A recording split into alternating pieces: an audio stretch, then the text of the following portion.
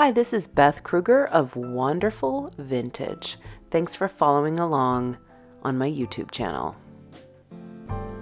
In this video, I would love to share with you an experience at a flea market in Waterbury, Vermont that I went to recently with my daughter. We got up super early and we were out there with all the other resellers, and I'm going to follow that video with a short haul of some of the items that we ended up bringing home with us. Also in this video, I'm going to share a little booth reset, like a little refresh where I filled in and rearranged some of my actual physical antique vintage booth up in St. Albans. And I will share what has sold with you, sold recently in my booth so that you can get some inspo and see what's selling for me. And we're getting a little bit of a later start than I wanted to. However, it is very early. It is before 7 o'clock. So we will be at the flea market before 8, like 7:30ish. So join us if you're up for an early morning flea. I haven't been to this flea market in 20 years. So let's see what we find. I'm really excited because I've been reading, I was reading a little bit on our Craigslist forum, and someone is like clearing out their grandmother's estate and is going to be there today. So I am looking forward to it. So I couldn't resist sharing a little bit of the drive with you. It's so pretty. We got a beautiful sunrise and some really incredible fog in the mountains that morning. It's so pretty. You can see the fog rising up, and here we are at Farr's Field in Waterbury at the flea market. It's a very misty morning. Here we are. So you can see the vendors are just waking up, and some of them are totally set up and others are just still setting up. It's probably about 7:15 or 7:30 when we arrived. These folks here had all their pricing all set up and out. They were a little bit on the high side, so like a shopping bag for like $15. I mean, the figurines were like full price. Some of the stuff on this table I thought was really interesting, like some of the glass stuff. Lots of vintage glass items. I really like those little elephants. I thought they were super cute. The glass fruit over there. Oh, yeah. I didn't even ask how much it was, but I did. I do really like it. It's so fun. Do you guys find fruit like that when you're out and about? I wonder. Like, what's a good price for that? I don't know. Just thought it was really cool. But I didn't pick it up. This guy, he had good stuff. Like, you could kind of see him from far away. I was like, oh yeah, he has good stuff. His art was really good. He had really cool chairs. Like, those chairs are really beautiful. The jacquard fabric on the seat is really beautiful. That plate is lovely. The bookends in the back, and like behind those, like, do you see those like griffin lamps? Those are amazing. I love the doll in the front, or the like cherub, whatever she is. She's kind of like sits there on the shelf. Yeah, he had good stuff. Beautiful painting. Nice little ship there. I automatically was like assuming that this guy was going to be like way out of my price range. So I didn't even ask him, but he did have a lot of old world stuff. Oh, those Florentine candlesticks. Oh my God. They're amazing. Awesome. And those like Oriental style horse candlesticks, those were pretty cool too. I feel like those would make a beautiful lamp. Yeah, so pretty.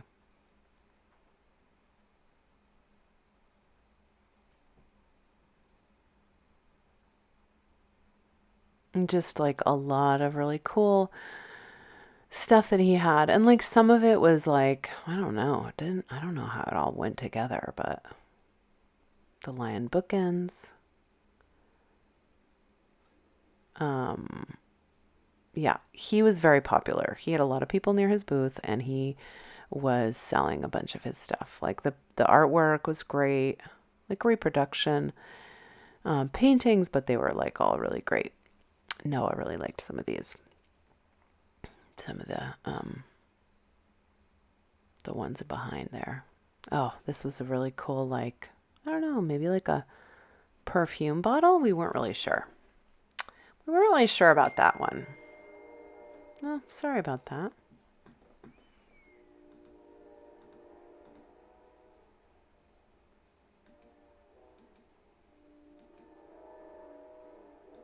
Oh, this was so cool. This whole stack of stuff. I don't even know what that is, like some gears or something like that. These actually belonged to somebody. They were apparently already all sold. The guy, I was like looking at it, and the guy's like, "Oh, that's all sold." I was like, "Oh, okay. I guess I won't look anymore." I've been selling salt and pepper shakers, you guys. I don't know about you, but I have been selling them. I think they're so cute. I do not want to collect them. Please don't let me start collecting salt and pepper shakers, but they're so adorable. Like, oh my gosh, the little apple and the pear, so cute. The alligators, those little birds, they're awesome. They're really cool. And this woman had a lot of them. I didn't even ask her how much they were, but they were really cute. Oh, I've been, sorry for the yawn there. I've been, just sort of like poking around a little bit. This gal had all of her prices like marked. Like you can see, like that whole set was like, I think she wanted 35 for that amethyst glass set. This little pot here on the left was like $20. I mean, she definitely wasn't great for resellers, but like if you were just like out there shopping, and you were looking for a certain piece, like this would be a place to come if you were looking for carnival glass or other interesting glass. But you would be paying like top dollar for it, as you can see. The pricing was just a little on the high side. Yeah, like that carnival glass piece was 25 bucks. This was a gorgeous little desk piece. I didn't ask about the pricing. Like it's a little bit harder at flea markets to do that, because it kind of means you really want the piece if you're going to ask how much it is.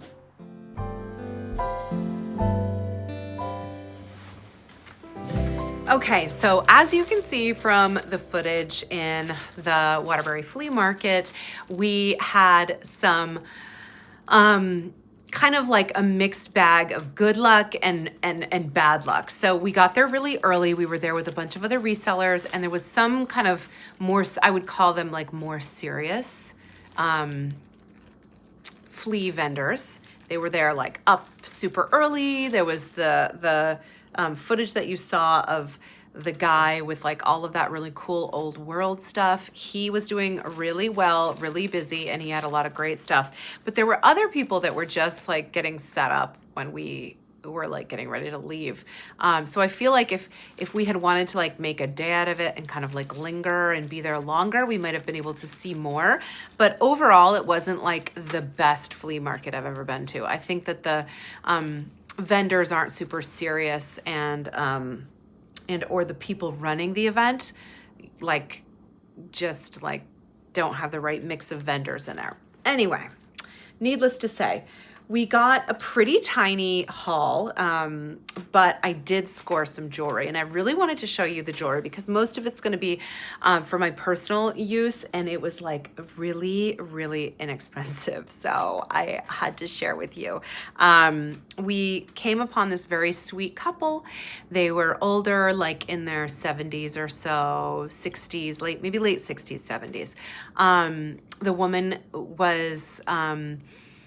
they were camping out, they were selling, and her mother actually was a reseller also, like prior to her. And so she had like a bunch of her jewelry that she was selling, like her jewelry that she used to sell as a reseller. So I ended up picking up a bunch of her jewelry. So I started off with this little cameo pendant. So I want to share with you this pendant. It's not like, this is all costume jewelry, just so you know. It's nothing like super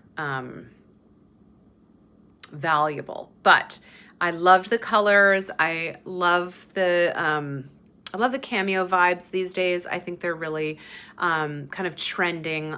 You know, my daughter loves them. She's 19, and it's just like a Bridgerton thing. So I think like cameos and brooches and things are going to come back in a big way. Or if you haven't already seen them, I think more and more people will be wearing them. This does have a little something on the back. What does it say? I wish I could read it. Jerry's. So maybe this is Jerry's cameos. Anyway, I think it's beautiful. I'll give you a little up close. You can see it right here on my kimono. You can see it a little bit more up close. I thought it was really pretty. I got a couple of other really cool pins, another brooch in a very pretty style.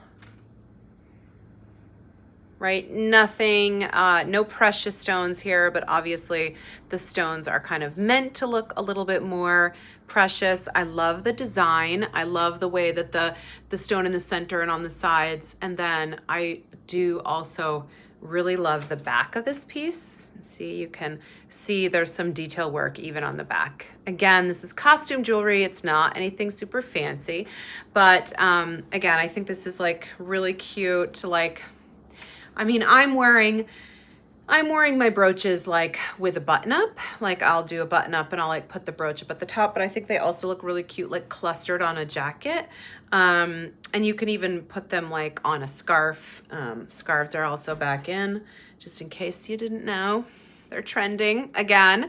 I ended up getting this piece, this little bar pin, again, not precious stones, no gemstones on here, but also the back, right? I hope you can see that more clearly. The back of that piece. Really cool, really pretty, and these would be really lovely worn together, right? Like the cluster I'm talking about. They would look really cute all together. So I'm not sure if I'm going to sell them. I love them. So I think these are going to go into my personal collection for a little while, and maybe I'll sell them. Who knows? I ended up getting, so these were all really inexpensive. I think I got all 3 brooches for $2. I know, $2. It was crazy. And I have to say, you just like see such a range of prices. And this flea market was like, there was this like older couple and a couple of older couples that had like really great prices. And then like some younger folk, like maybe my age in their 40s, that were like clearing out an estate, and everything was like really expensive.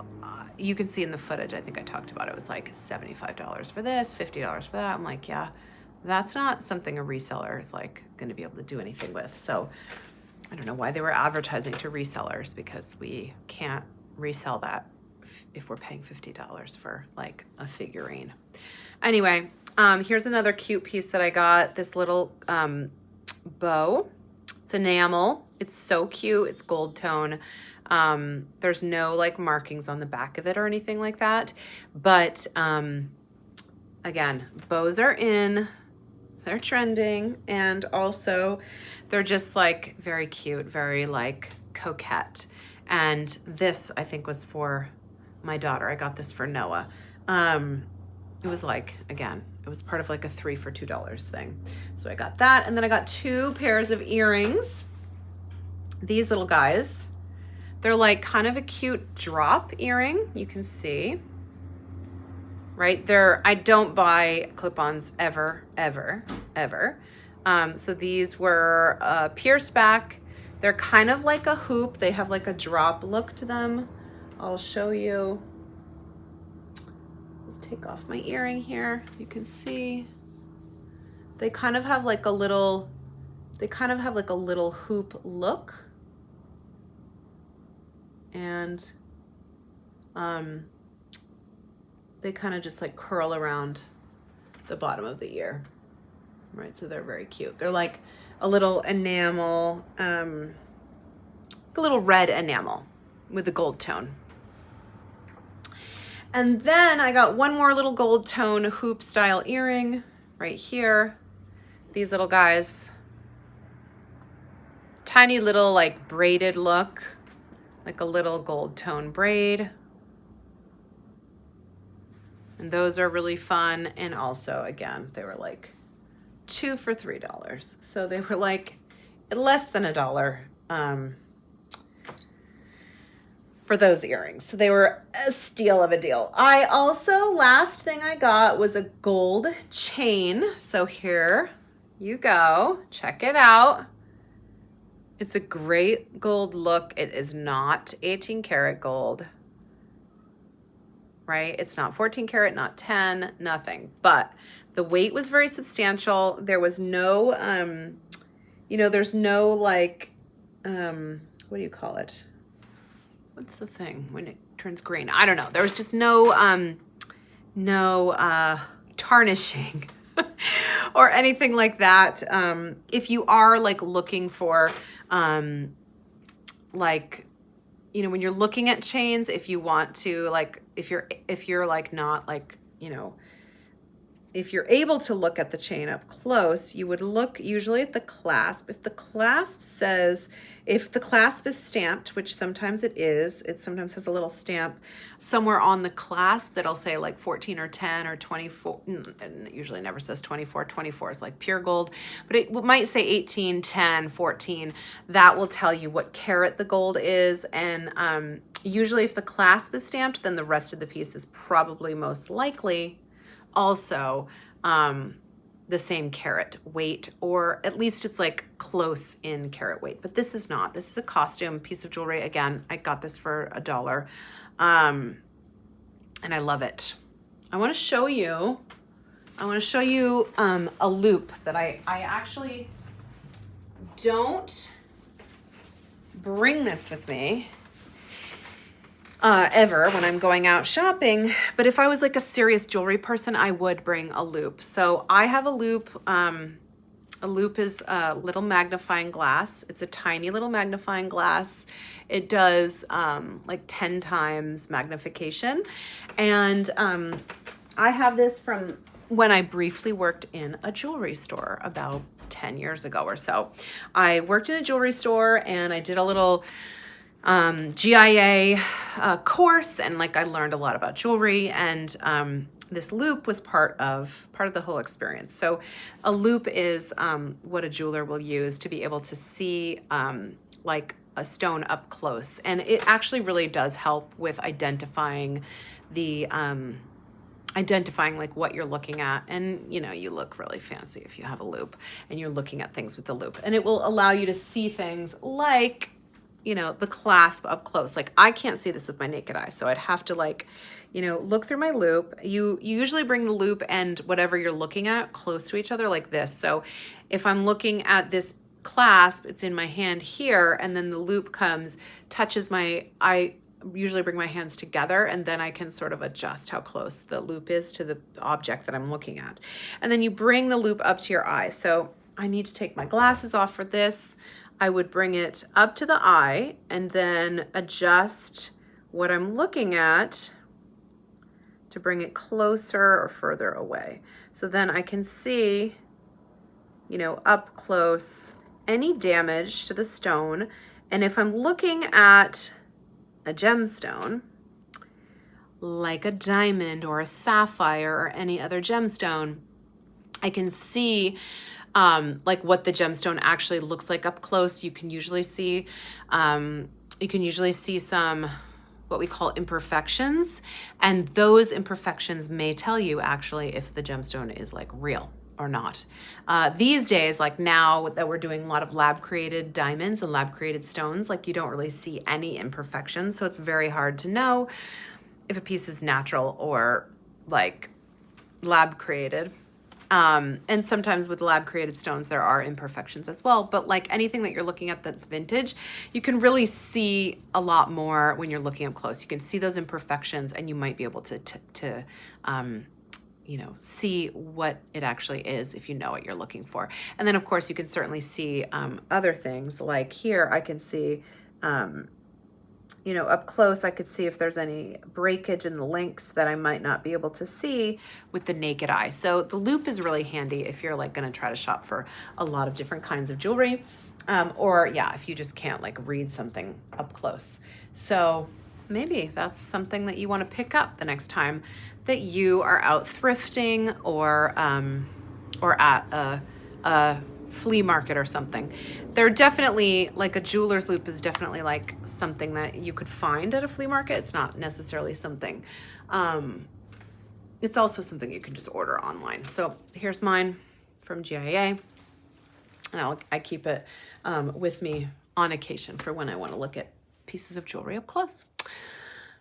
And that's it. That's my haul from Waterbury. I hope that you enjoyed it.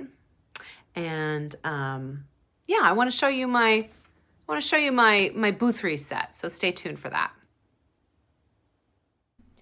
So just a super quick little booth share. So here is my booth. It is partially empty, like because I sold a bunch of stuff, but also I pulled some stuff out and I just wanted to do like a little reset. And so when I do my reset, I just pull a bunch of things like out and then I move everything around.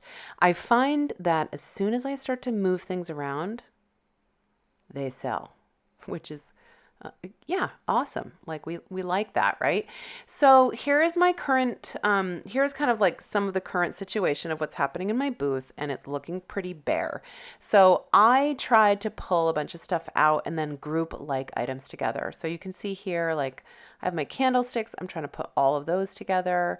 I got this new black framed mirror, and so I love to put my mirrors kind of to the back behind other things, just because like that's the way I would decorate with them if I was like leaning a mirror up against a shelf. Like I put the mirror in the back.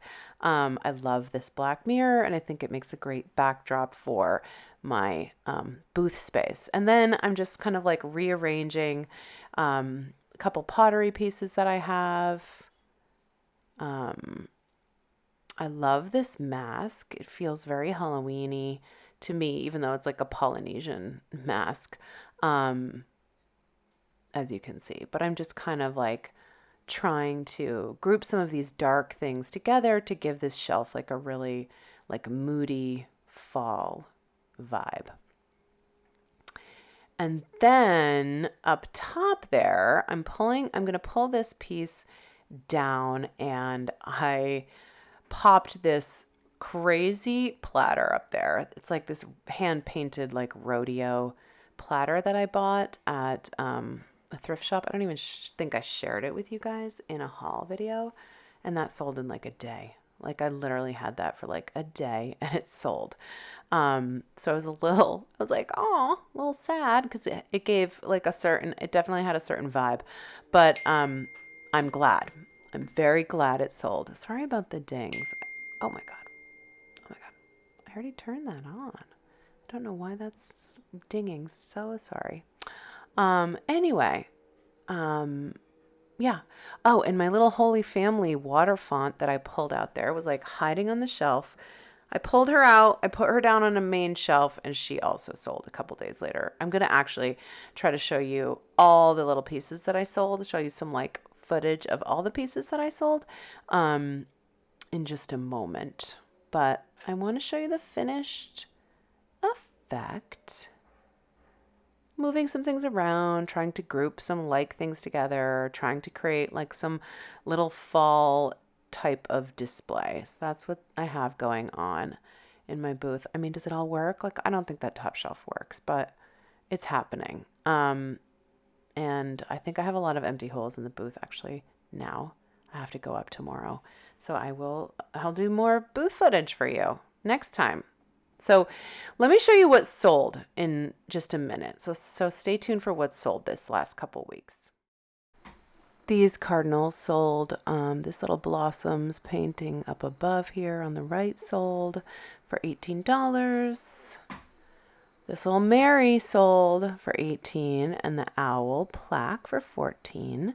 This rattan shelf sold for $24, and I priced the apples at $3 each, and I've sold about 4 or 5 of them.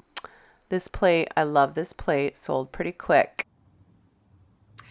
So there you have it. I hope that you enjoyed coming along to my booth with me and seeing how I restyled my space. And I hope you enjoyed seeing what sold for me and how much I sold things for. So I think that's always really helpful as a reseller to like know what other people are selling things for and how you should be pricing your items too. I'm not necessarily saying I am an expert by any means, but I do sell things up in a little area called St. Albans, and St. Albans is like, you know, pretty far north of Burlington, Vermont, which is where I live, about 40 minutes or so. And we sell at like kind of a more moderate price point, not as expensive as you would buy something for in this particular area.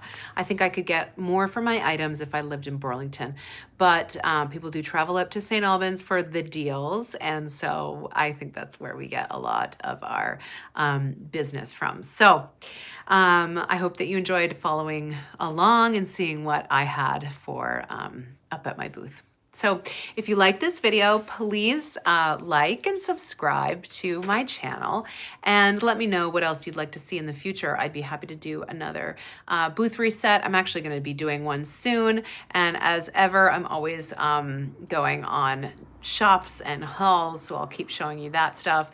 I do have some travel coming up. I'm like planning some travel, so I will always be shopping when I'm traveling, so I can also bring you along on those experiences as well.